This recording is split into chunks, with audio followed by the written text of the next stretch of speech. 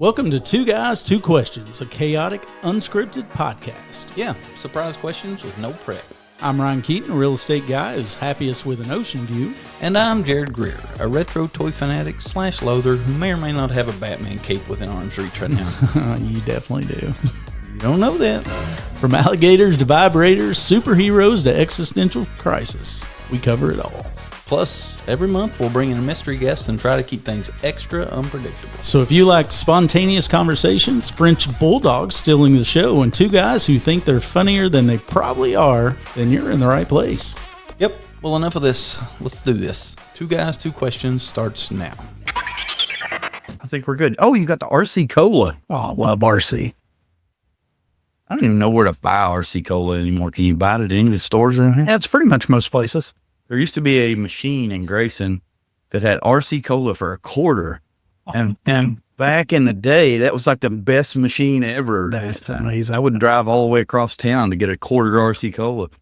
I haven't had it in so long now. I don't even really remember what it tastes just about like Coke. No, I like it because it's almost dead center of Coke and Pepsi. Okay. As far as sweetness. All right. Well, that'll be. We'll taste test RC Cola against Kroger brand There we against go. Pepsi or some shit one of these days. Anyway, what else going on, Ryan? Tell me something good. Tell you something good. Mm-hmm. I'll tell you one thing I was thinking about today because I think it's something we've never talked about. So not the official question, but I don't know if we've ever chatted much about music. Are you a music guy? Yes, I have a very eclectic music taste. You may or may not know. I don't know. My very first money making enterprise was I was a DJ. I remember that. Yeah. So I DJ'd a lot of like high school dances and shit back when, all through high school, it was what I did. And then shortly, for a couple of years after that, I would DJ whatever private parties or whatever I could. So my music taste evolved very eclectic. I will listen to damn near anything.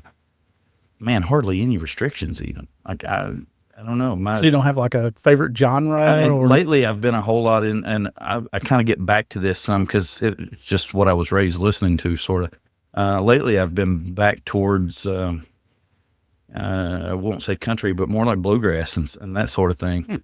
I guess that's what you call it. I don't know. Tyler Childers, Sturgill Simpson. Something I realized the other day, how much cocaine there is in bluegrass these days. Like if you listen to Billy Strings or Tyler Childers, every song is about, starts out, well, I was fucked up. On cocaine? On cocaine, yeah. And when I was a kid, I didn't even really know where to get real cocaine. Was I just oblivious to it? Or when we were in college, were there people doing coke? I can't say that I ever seen it. Yeah. Or knew much about it. I, of course knew what cocaine was, but it wasn't like I ever remember it being around at all. I don't, I'm sure that it probably could have been found or something, but I just don't remember anybody ever talking about it or. Now, definitely some of the kids younger than me, and I'm saying 10 years younger, I know had cocaine parties and things long after I was gone from college. I know that some of those guys were into that. But I never, we couldn't have afforded cocaine. I mean, we could barely afford pot and beer, I don't know. I drank in college. I was exclusively a tequila guy. So I just, tequila. I had a little, I was typically whatever the Jose Cuervo in my back pocket most of the time. It's funny because I think for the most part, whenever I was it was natural ice or something like that because it had a higher alcohol content. Yep. Natural ice. Yep. That's still the good shit, man. I don't know. I'm never been much of a beer drinker. I know you're making your own beer. So. But yeah, that's that's good. But that's interesting. So more of the folky, bluegrassy. I've been in a lot of that shit lately. But also, I grew up in the I'm a child of the 80s, but I kind of grew up and came of age in the 90s. Mm-hmm. So I'm definitely an alternative kid. I still listen to all the shit from the mid 90s. So did you make sure that your kids heard that? Oh yeah. And it wasn't cool for Jackson until, maybe 5 or 10 years ago. And now he's heavily into all of the music I was into as a kid. He's probably seen more cool concerts than I have. Jackson loves to spend his money going to concerts. That's his jam. That's definitely my kids. Same. It is they've got their budget, but they pretty much almost at the beginning of the year they map out these certain festivals or different things that are going to go travel to. Yeah, well, I actually did one with the two kids that live here in town, or relatively close. We went down to I think it's called the Railbird or something down in Lexington last year, and basically did like a 3-day deal, and that was fun.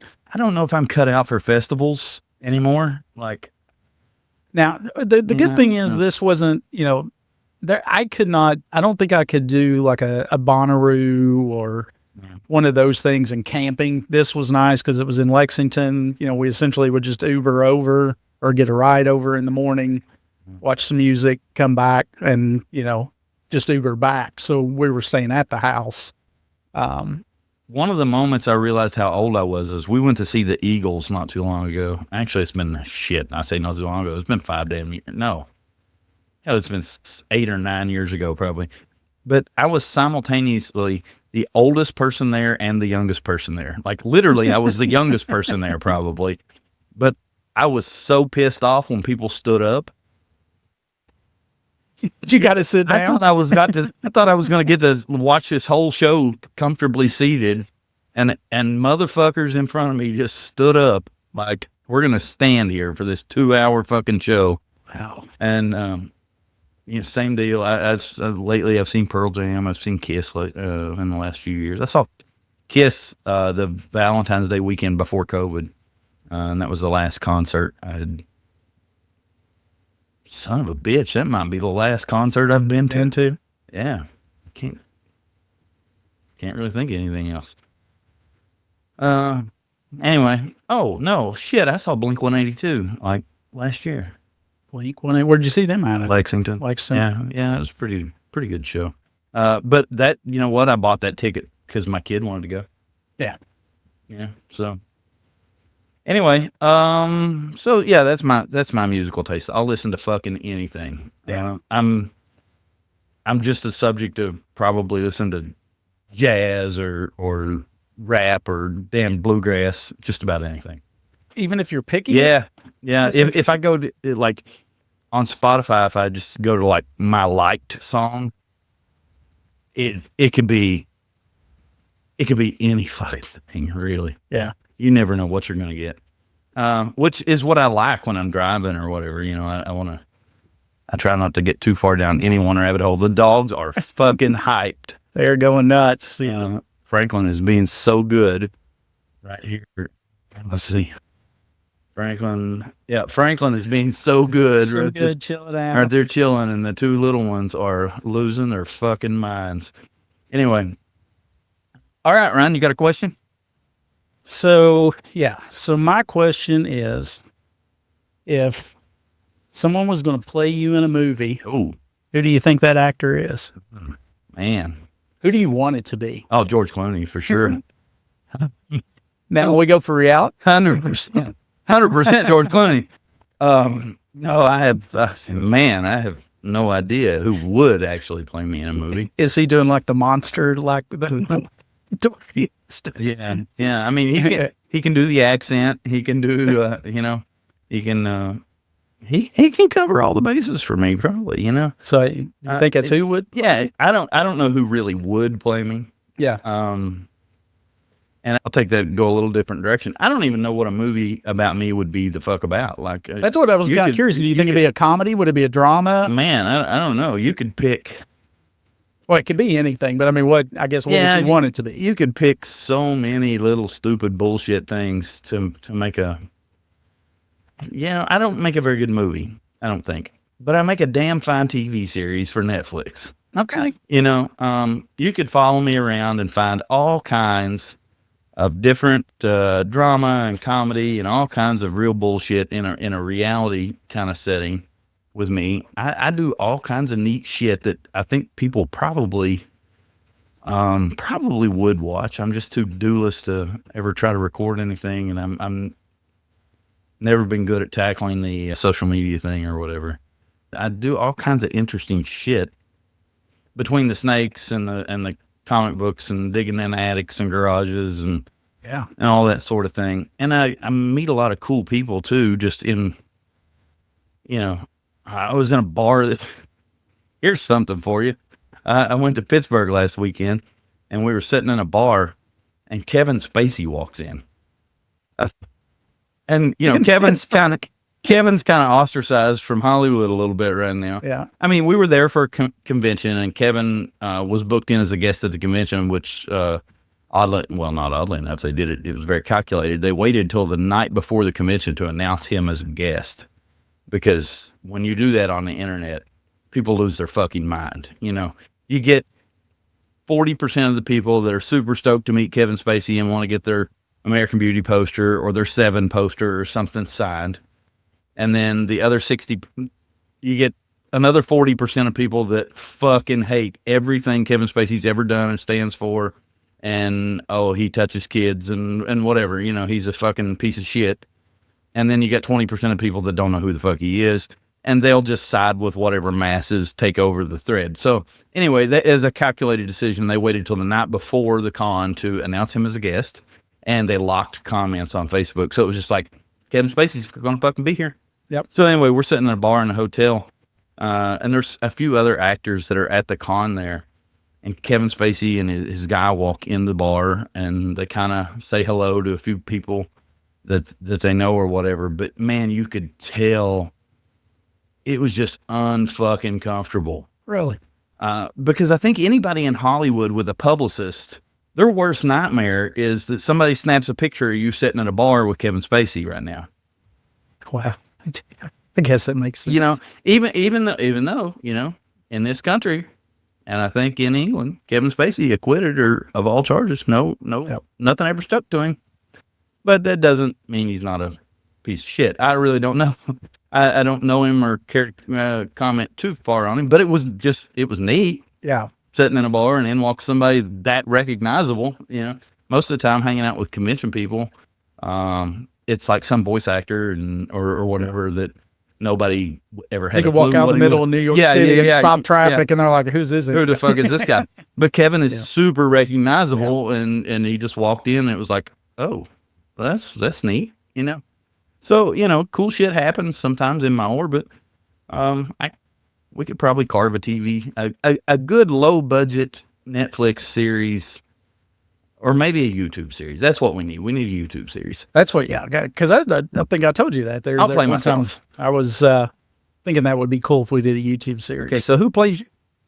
Well, I will tell you this story because it is absolutely, and I will premise it by saying it's asinine. Oh, okay. But it was hilarious. So I am in an airport. I am in like a Brookfield or one of those, looking at magazine, whatever it was. I was in a little store. This lady comes up and she is losing her mind. She's like, "Oh my God, is it you? I can't believe it's you." And I turn around and I'm like, "Can I help you? Do I know you?" And she's like, "I can't believe it's you. I can't believe it's you." And she's like, "You're Goldberg, right?" I was like, my reaction This woman has never seen Goldberg in her fucking life. My reaction was I looked down at my body and I go, "Really? Do you think TV puts on that many pounds?" So I mean, if you Google the image, I can kind of see it if you're in an airport and you have just a head from the head up. Head up, yeah. I can see it. That. If you're a little scruffier, maybe. Yeah. But I will tell you from experience, Goldberg is a beast of a man. Yes. Fucking beast of a man. We had him at the con in 2015, I think. And we thought he was going to murder the agent that brought him there. Miscommunication, stupid bullshit. Anyway, he was nice enough guy. Just misunderstood the situation and did not like the situation he was in at the exact moment he was in it, and it was a bit fucking scary for a second, really. But he is a beast of a man. So you can see why I found that comical. Yeah, I guess if if you let your beard grow out a little scruffy, maybe I think at the time I was a little bit scruffier and that kind of stuff, but it was. That was hilarious. So I've always thought, okay, that'd be funny. Yeah, let's put him in there. And then when you're saying like, what? Right there by your little guys right there on your little hear no evil, see no evil. See the book right next to it that says I'm next? Yes. Pull that out. So here you go, studio audience. You can see me. Hey, we have a visual aid here. And here's what I am not. Yeah. Perfect. Yep. Yep. The Bill Goldberg story right there. At the time, I was, like I said, I think my beard may have been a little less gray or a little scruff, but I was a little scruffier. And it was, that's the lady. I love it. I still don't think she was quite convinced it wasn't him. Cause I was like, I just looked and I was like, you got to play into it. Cancer diagnosis, and man. She was so excited. So yeah. Yeah. Yeah. You should have played the fuck into that. Signed an autograph for her even, man. Here's a question. This is not the question, but here is a question. Okay. So if somebody mistakes you for, say, Bill Goldberg, and you lean into that and you make that fucking person's day, did you just do good? I feel like you did good. If you make their day, if they leave and they do it, as long as they don't take a picture. Yeah, they take a picture. Yeah, then you're just setting them up for just shrapnel from all their friends. But yeah, if no pictures are taken and they're excited and they walk away, I feel like you've done a good thing. Yeah. I was about 11 years old and I used to fly to Florida. My parents would be down there and I'd fly down there. They called it an unattended child. And from the time I was about 9 to about, I think 16, they quit doing it. I would fly to Florida once a year as an unattended child. And basically, when you're that age, the airline just carts you around the airport and sets you in a chair and says, sit right here. And of course, this was pre 9/11. So, airports weren't quite as secure or whatever. So anyway, they'd set you at a chair at your gate and say, don't move. Anyway, I sat at a chair at a gate beside Weird Al Yankovic at about 10 or 11 years old. Waiting for a plane, and he was sitting there too because it was kind of like a little more secure area, and I never worked up the nerve to speak to him. That's what I was getting ready to say. Did you actually have a conversation? Never worked up the nerve. But anyway, that was my first cool celebrity moment in my life. Maybe, I don't know, first person I recognized on my own in an airport. Well, shit, fire, man. We got to come up with. You got to have somebody better than Goldberg to play you. You don't like Goldberg? I mean, I like it, but Goldberg isn't going to play you in a movie. Who's playing you? See, to me, the funniest thing about what you just said might be funny. Yeah, and is that I claim George Clooney. And you're like, I see what to hell you was saying anybody else. When Goldberg. Yeah, I get it. Yeah, I understand that. So, but you would want to play you. No, you'd hope to have somebody with a little bit more range. I'm interested who I would like to have play me. Mm-hmm. Yeah. I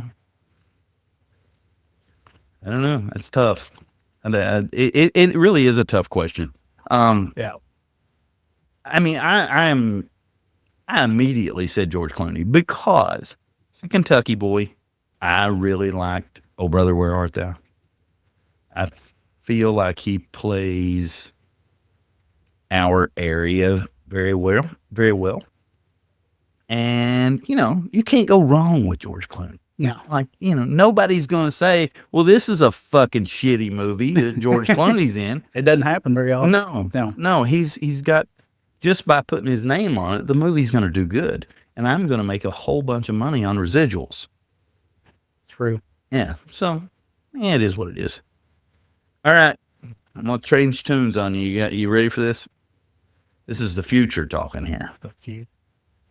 In the next 10 years, what profession or item or whatever becomes obsolete? Like, there are so many things from when we were kids that are now obsolete, that are gone from the world. What thing disappears, or what profession disappears? Lamplighters. What profession disappears in the next 10 years, or what thing disappears in the next 10 years? What are you seeing in your own world, maybe even? Cash. Fuck you. I mean, you're not wrong. I do think, that a little bit of a joke, but a little bit of truth. I don't know if it'll be in 10 years. I don't think cash survives my kid's lifetime. And I'm with you. There's probably enough 50-year-olds that are still very attached to cash. But once anybody over 50 starts aging out of the equation of rulemaking, I think cash is gone. Yeah. But is that your real answer, or is that just? I think is that just a jab? Nah, I think it served both purposes. Okay. Gotcha. But it's what I think is going to go away. Hold on, let me interrupt you. What about credit cards, even physical credit cards? Eventually, are we all digital, or we have a chip in our arm, or are we all Apple Pay? Do actual plastic credit cards go away? I don't think in 10 years. Yeah. That's, I think all you have to look at some of the really cool things like hoverboards and all these different things that, Back to the Future, and a lot of the stuff there that you could probably have looked and go, it's maybe possible. Yeah. Flying cars, things like that. I don't think that's 10 years away. I think credit cards, I think physical cards are probably, they're on their, they're probably rounding second. Yeah. Well, what's funny is when I was in high school, we thought flying cars were 20 years away. Yeah. We really did. So we dropped the fucking ball on that. We missed it. We missed it on that. Mm. One thing that could sadly go away is which they're pretty much about gone anyway, is farms. Actual, I feel like it's going to be one of two things that if you're looking at 10 years from now, is that you're either going to have a huge influx of more people going towards farms, or I'm not talking, I'm talking about farms owned by individuals, right? Yeah, that are producing corn or something to that effect, because that's pretty much almost gone for the most part. Yeah, my parents, small time farming is a thing they do. I question all the time why the fuck they do it. They work their balls off for. Are they doing it to sell it, or they sell some produce, but it's like, I don't know. I don't understand why the fuck they do it. They have to do it just because it's what they think they're supposed to do. They have, a big chunk of land, and you're supposed to have a garden and all that shit on there. They're not farming animals. Well, they have chickens, I guess. But I wonder how much longer we've got where people are going to have cattle. Yeah. That they're actually raising cattle as a income. Yeah. I mean, because that's pretty much shifted to big companies. It used to be back in the day, if, small time farmer, if you had 6 or 8 head of cattle and you had a few babies every year and you could take them to market every year, that was a good chunk of change. Here's something along those lines. How many tobacco fields were out there when we were in high school versus today? I mean, one of my very early jobs was working in tobacco every year. We cut tobacco, we hung tobacco, we did all that shit. I remember being in college, one of my good friends I graduated high school with and went to college with, that was his summer job. Yes.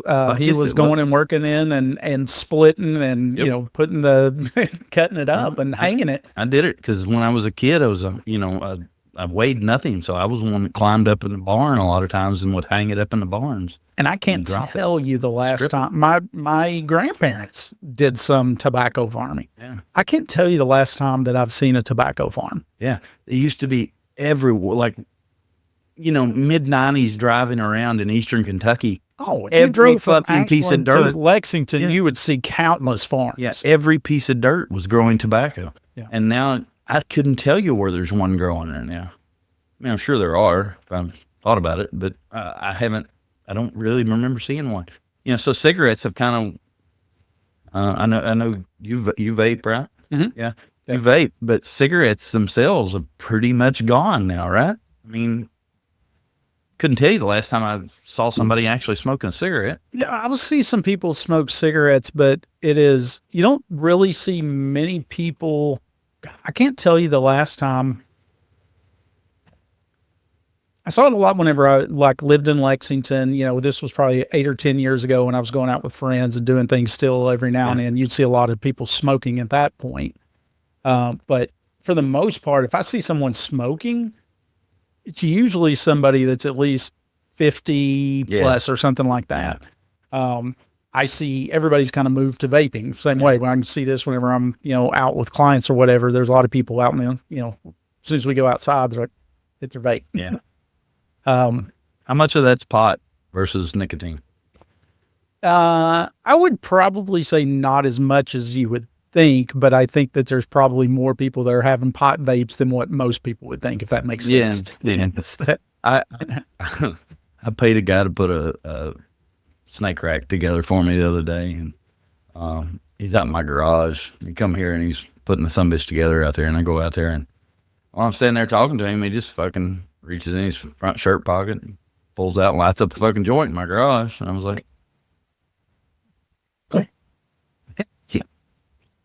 Well, while he's working for me, just never thought a fucking thing about it. And really, quite honestly, I didn't either. Didn't care. Yeah. But that would have been so foreign to me 10 or 15 years ago. Yeah. Because somehow I escaped the 90s without being a pothead. I know so many people that I grew up with. And listen, if that's what gets you through the day, pour it on it, If I thought it'd get me through the day any better, I'd probably be smoking every day too. But I could probably count on one hand the amount of times I've smoked pot in my life. Well, I think that the difference is, for one, there's more education. Yeah. Yeah, we're more knowledgeable. But I don't think... Oh, Dare told me it was going to kill me if I smoked a joint. Yeah. It was the gateway drug. Fuck yes, I was on heroin next week. Well, and the very thing that you just said, right? Because I know exactly what you're talking about whenever you say pothead, because that's what I was taught. Yeah. But even that is a derogatory kind of term. Yeah, I guess it is. Or it's meant to be. I don't think that's how you meant it. Yeah, I think a lot of people adopt it, though. Yeah.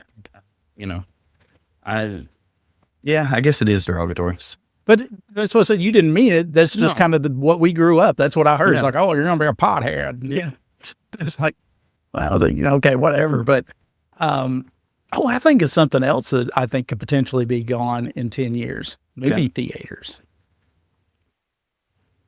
I go back and forth on that. Yeah. So I don't know, but I think it's a possibility. It's definitely a possibility. Maybe not 10 years, but 20, but I feel like it's struggling. Cable TV. Cable TV, yeah. I don't know anybody with cable TV. Although, so I know people that have like 19 streaming services. Yeah. So I think eventually we're going to come full circle and somebody's going to package all the streaming services together in one bundle that's sort of like cable TV. Well, and you already have that, right? Because you have Disney, ESPN, all these are already kind of bundling. Yeah. Hulu, you can get Hulu with blah, blah, blah, blah, blah, blah, blah, blah, and you can add stuff to it. Yeah, but I think by the time you get all those, you're paying for cable TV. It just doesn't come on a wire. It's wireless now. So I think it punched them in the gut to start with, that switch, because it was a little more rapid than I think of what they expected. But you had to know that one way or another, they weren't going to weren't going away. They were going to figure out, okay, fine, that's how you want it, then I'll just buy it and do it this way. And the cable TV people were smart and said, okay, well, we're going to get in the fucking internet business, because if you're not going to buy TV channels off of us, we'll at least sell you the internet to get your TV channels on. So, either way, I'm still paying, who the fuck is my cable company? Spectrum, I think, is my cable company. I'm still paying them for internet, even though I'm not getting a cable TV package. Yeah. They're still getting their dollars. Yeah. But yeah, I can see movie theaters. But there is still, and the Minecraft movie has proven this, there is definitely still the need or want to experience a movie in a communal setting. I think it would, because and it's all the pageantry that goes along with it, right? Yeah. The popcorn, and that's where they make their money, right? They're not making their money on your ticket that you're buying to get in there. At least not locally. They, some areas I'm sure are paying like $15 or $20 per person. Anyway, the Minecraft movie out now, kids are going there, and in certain scenes of the movie, they're going nuts in the theaters or whatever. It's like they've created almost an experience. Yeah, it's almost like a Rocky Horror Picture Show. I'm pretty sure Tristan and Deb just went and watched that. Yeah. Rocky Horror was the the big thing with audience participation for so long. But anyway, I guess Minecraft and Wicked too. I think Wicked was doing sing-alongs in the theater, and they had to ask people to stop singing, which makes it pointless. If stop having your communal experience that you came for. Yeah, stop having fucking fun while you're here. But anyway, that's the thing here. Just as an interesting aside to this question, because I think it's the driving force in all this. I asked ChatGTP what it thought would be obsolete in the next 10 years, just to see what it would say. Because it's the driving force behind making everything obsolete now, probably. Free thinking is probably the thing that will be obsolete. But traditional SIM cards, it says, I guess eSIMs are a thing now. I don't know if I have a SIM card in my phone or not. I'd have to look at that. Paper receipts, plastic credit cards, home printers. So those are all kind of the same category of printing bullshit that doesn't need to be printed. Paper, yeah. Paper. Yeah. That's what should be obsolete. Yeah. We can quit killing the trees. We've got digital for that. This one goes right along with your cash. Brick and mortar bank branches. Because who the fuck goes? I still like to go into the bank. Do you really? I do. I will still pull in and walk in and talk to the lady. To me, that's one of the steps of hell. If I can avoid I get it. Pumping gas and going to get Yes. food or for me, but I enjoy going to the bank. And I've preached to my kids about you should always make friends with the lady at the bank. Because eventually the lady at the bank will help you out a lot. Eventually you will need a friend in that bank. So examples, Anything. I've never in my 50 years thought maybe not. I need a banker on the inside. No, I mean, Are you just angling for you're going to robbery or something? No. I'm just saying, make friends with everybody in the bank, because you never know who's going to be the loan officer or who's going to be, bank positions rotate a lot. And the good old boy system survives today a little bit, whether you think it does or not. People tend to take care of people they consider to be their friends. I think that's So I'd rather the lady at the bank. But I just think, to me, I don't know that I would single out the bank as the spot there's that I lots need to of do places. that. There's lots of places, but the bank is one of them. Anyway, I guess this is So besides whenever you're getting like the mortgage, right? We're going through this building thing. What the hell are you actually needing to go into the bank? Okay, now so it's a little different for you because you have a business and there's probably you're doing cash deposits or something to that effect. But this is the funniest fucking situation ever. So I got a notice the other day that I was getting a chargeback at the store in Huntington. Somebody had filed a chargeback on their credit card. And it was $247.10. It was for a box of Pokemon cards, is what it was.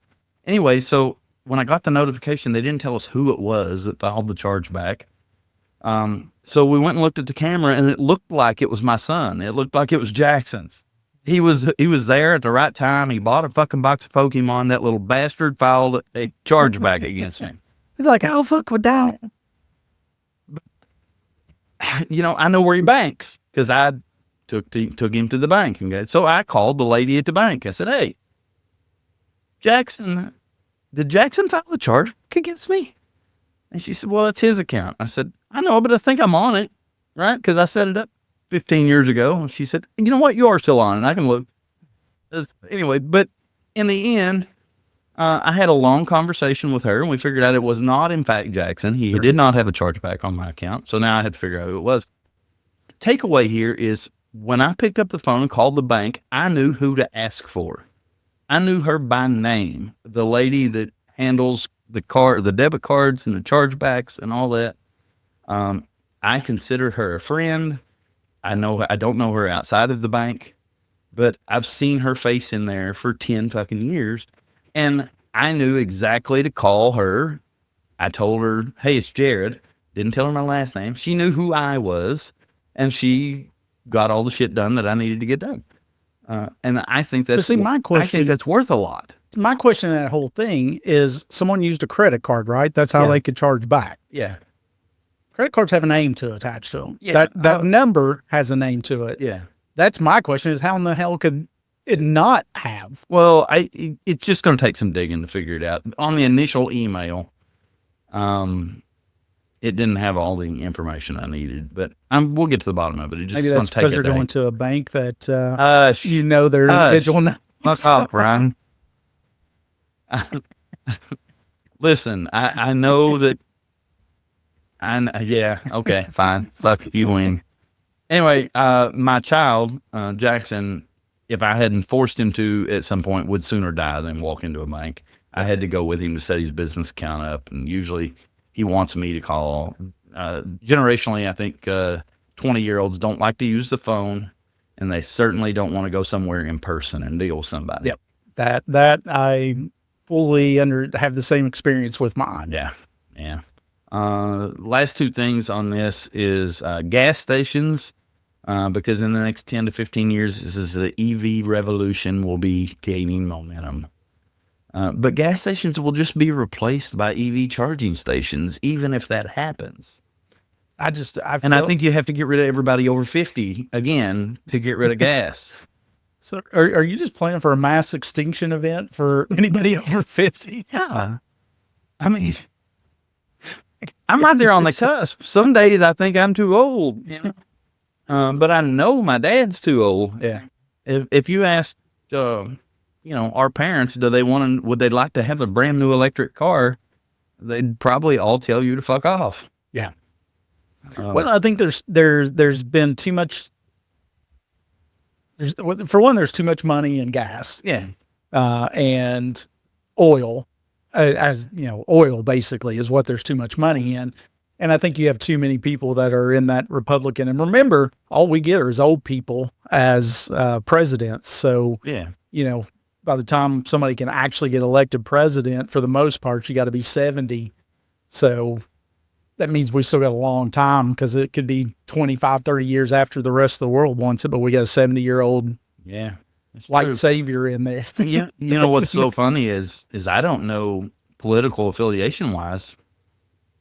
I don't know who likes and who dislikes EVs anymore. Yeah. I mean, it used to be pretty clear cut. Yeah. These days it's getting a little dicey. I don't know who's who anymore. And anyway, last thing ChatGPT said is any low skill repetitive job will be replaced by AI and automation in the next 10 years. And it says upskilling. I've never heard that word. There's a new word for us. Upskilling is going to be very important as time goes on. So I guess for humans, you're going to have to learn to do something new. Well, and I think you already see that with a tremendous amount of customer service type of positions. Yeah. There's not really a need for, I'm not going to say there's not a need for, but for the most part, go to any company's frequently asked questions. Try to find a number to call. To actually call them. Yeah. But they'll have an AI bot on there. They'll have a chat bot and says, chat with somebody live. Fucking McDonald's has signs up in their lobbies now that say, please use the kiosk. We are busy helping other customers in the drive-thru. They will tell you to fuck directly off if you want to talk to a real person at the counter. Yep. And then the other thing too is almost anytime you go through one of those McDonald's, it's like they're frustrated. Like they will let you know they're frustrated that you didn't use the app. Yeah. Why didn't you order on the app? Do you want to use the app? No, I'm good. Are you sure you don't want to use it? It's a lot easier. Yeah.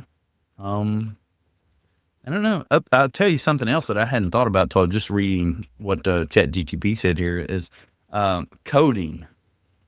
I literally used this in the real world the other day. I was working on my website for the comic convention, and I had a little menu thing that wasn't working like it was supposed to. And man, I felt like I had crawled through the code like 40 times because I'm ancient. I still build and maintain websites with HTML code and multiple other codes. But anyway, I just couldn't make it work. And I go to ChatGPT and I said, hey, my website isn't working right. This menu won't drop down like it's supposed to. And it said, hey, why don't you let us take a look at the code? So I copied and pasted the code in there, and it said, oh, on line 41, you need to have a space. 2 seconds. Yeah. Yes.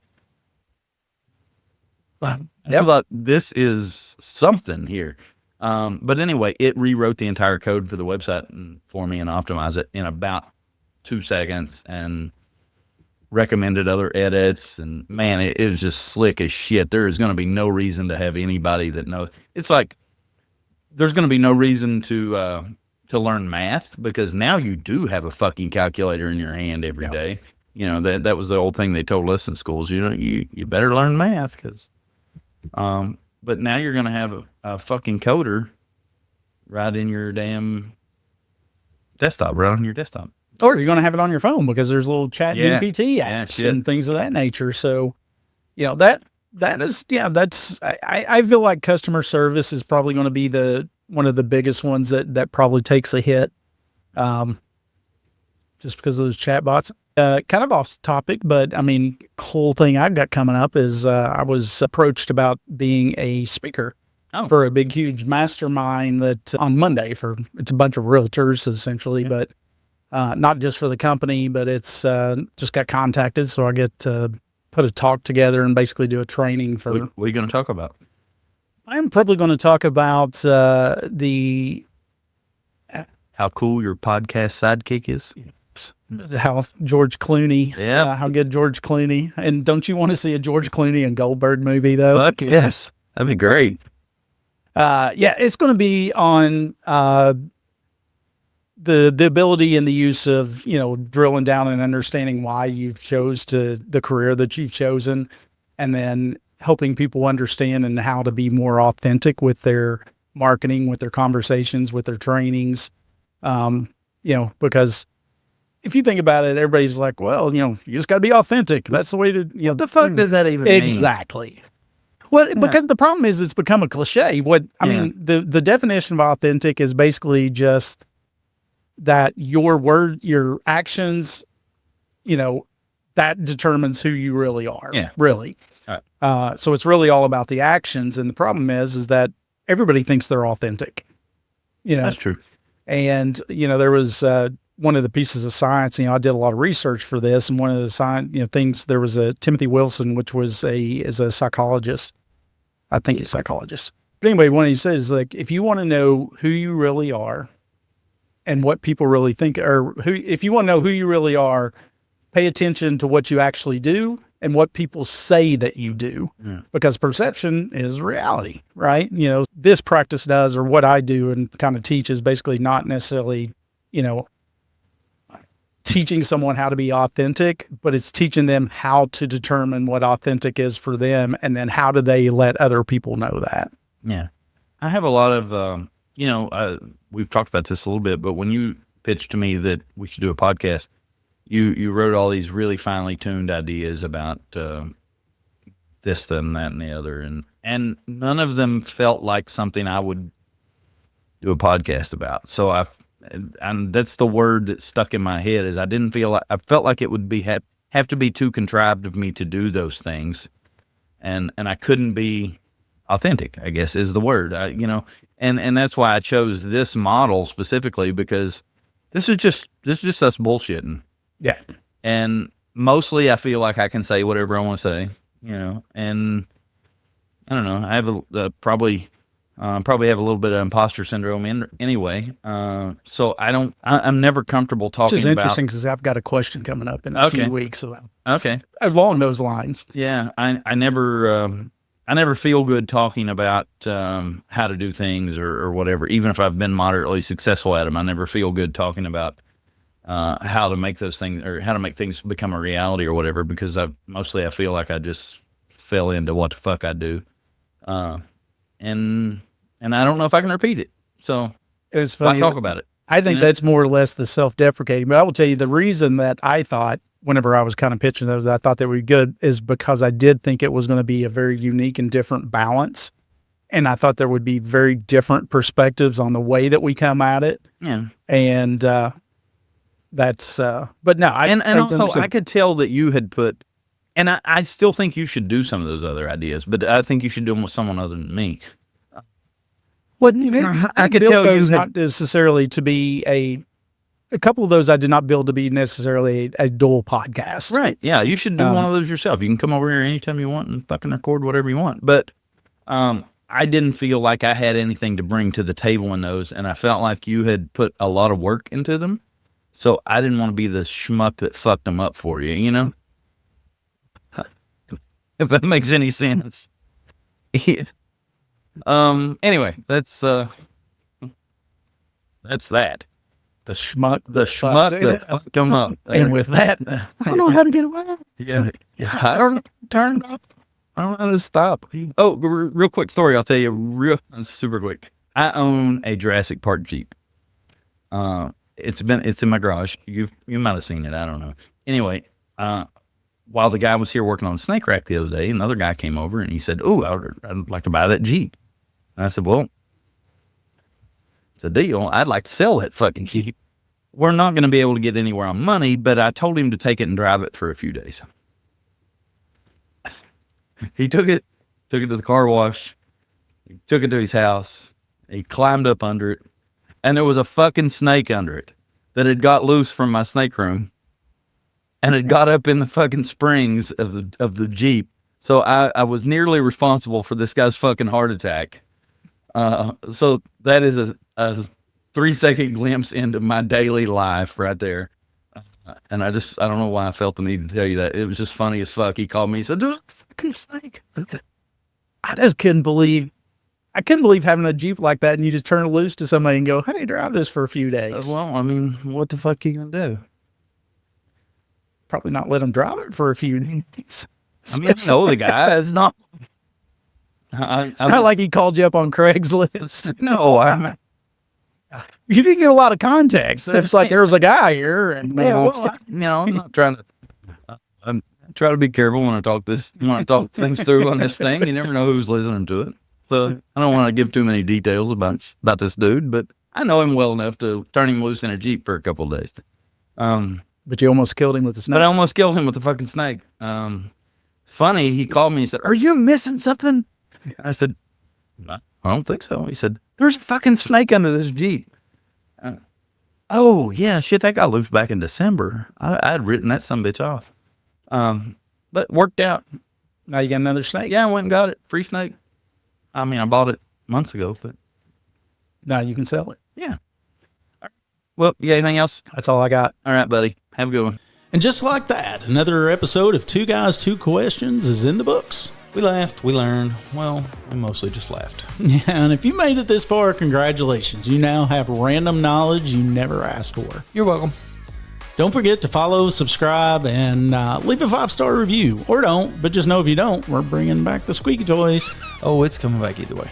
Until next time, same two guys, two questions, and absolutely no idea what we're doing. Perfect.